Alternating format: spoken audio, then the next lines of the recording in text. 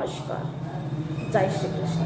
आपका बहुत बहुत स्वागत है आज के कार्यक्रम में। तो दर्शकों, आज आपको कुछ ऐसी बातें बताएंगे जो आपको बहुत ध्यान देने योग्य हैं।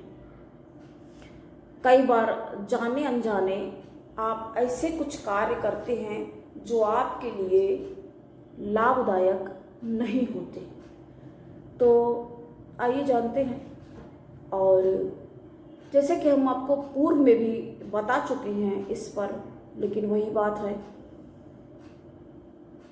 कि कौन उसको देख सका और कौन नहीं देख पाया। तो क्या आपको ध्यान रखने की बहुत ज़्यादा ज़रूरत है। देखिए, अक्सर लोग क्या करते हैं कि झाड़ू लगाना, साफ सफाई करना ये बहुत अच्छी बात है, लेकिन आपको क्या चाहिए कि शाम के समय, संध्या के समय, संध्या काल में कभी भी साफ सफाई नहीं करनी चाहिए, झाड़ू नहीं लगानी चाहिए। दूसरी बात ये है, झाड़ू लोग क्या करते हैं, सामने रख देते हैं। कभी ये किसी के सामने नहीं रखना चाहिए। अगर कोई दरवाजे से, गेट से अंदर आता है और उसकी दृष्टि झाड़ू पर पड़ जाती है तो ये अच्छा लक्षण नहीं है, ये अच्छा नहीं माना जाता है। तो आपको ऐसी जगह पर रखना चाहिए झाड़ू को कि जहाँ पर दृष्टि ना पड़े आने जाने वालों की। कोई आ रहा है, कोई भी जा रहा है, घर में इतने प्रकार के काम होते हैं। मान लीजिए कोई इलेक्ट्रिक कुछ बोर्ड कुछ भी खराब हुआ, इलेक्ट्रीशियन आ रहा है या प्लम्बर या कोई भी बात, तो या मेहमान कोई भी आता है घर में, तो ऐसा इंतजाम होना चाहिए कि झाड़ू आपके सामने ना दिखे, सामने ना पड़े। यानी कि आपको किसी ऐसी एकांत जगह में रखना है, किनारे, कि ये ध्यान रखने की आवश्यकता है। और जैसे हम मना किया करते हैं कि नॉनवेज, इसके ऊपर तो हम लंबा वीडियो भी बना चुके हैं। तो जो लोग खाते हैं, जैसे बिल्कुल ही मरणासन स्थिति में पहुंच गए हैं या कैसी स्थिति है तब खा लेते हैं उसमें। और खाने से क्या होता है भाई, खाने से क्या होता है, जीव हत्या हो रही अगर, तो ये सही कैसे हो सकता है? इसको तो सही नहीं ठहराया जा सकता ना। कोशिश तो ये करिए कि पूर्णतया ही त्याग करें, क्योंकि इससे आपके अगर अच्छे योग भी होंगे, तात्पर्य आप समझें कि आपके जन्मांक में मान लीजिए बहुत अच्छे शुभ योग हैं, लेकिन ऐसी आदतें हैं कुछ जो कि फिर उसका पूर्ण लाभ आपको नहीं मिल पाता है। अच्छा होने वही वाली बात आ जाती है कि अच्छा करने पे तो जल्दी से अच्छा होता नहीं है, और जो बुरा कर रहा है तो वो कैसे फिर उम्मीद कर सकता है कि शीघ्रता से अच्छा हो।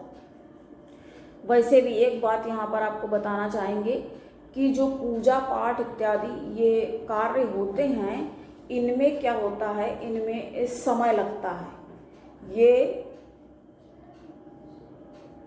आप कोई पूजा पाठ किया, एक दिन में अगर आप चाहते हैं कि बिल्कुल शीघ्र कुछ लाभ हो जाए, कुछ फल प्राप्त हो जाए, तो ऐसा नहीं हो पाता है। तो आपको ये आपको फिर ध्यान रखने की ज़रूरत है यहाँ पर। और एक बात हम बताएंगे, कभी अपना, उसके बारे में हम पूर्व में भी बता चुके हैं, फिर से आज दोहराते हैं, कभी जूठा बहुत खराब होता है, अत्यंत पाप का भागी वो बनता है। जो भी व्यक्ति हो, किसी को अगर जूठा खिलाता है, जूठा खाना और खिलाना दोनों ही बहुत ही खराब बातें हैं। अगर आप किसी को जूठा खिलाते हैं अपना भाईचारा प्रदर्शित करने के लिए, या खाते हैं स्वयं उसके बहुत निकट के और अच्छे बनने के लिए, तो ये कोई अच्छा लक्षण नहीं है। क्योंकि होता इससे क्या है कि अच्छाई की तो आप बात किनारे रखिए, इससे क्या हो जाता है, इससे निगेटिविटी जितनी भी होगी, जिस व्यक्ति का जूठा आप खा रहे हैं तो उसकी जो नकारात्मकता होगी वो आपके अंदर भी आ जाएगी, पता भी नहीं चलेगा। आप तो सिर्फ अपनी दोस्ती का प्रदर्शन कर देना चाहते हैं। ये कैसी दोस्ती, इतना और कितनी हानि होगी ये अंदाज़ा नहीं लगा सकते। तो इससे बचना होगा, ध्यान रखना होगा। और मंदिर में यदि आप जाते हैं तो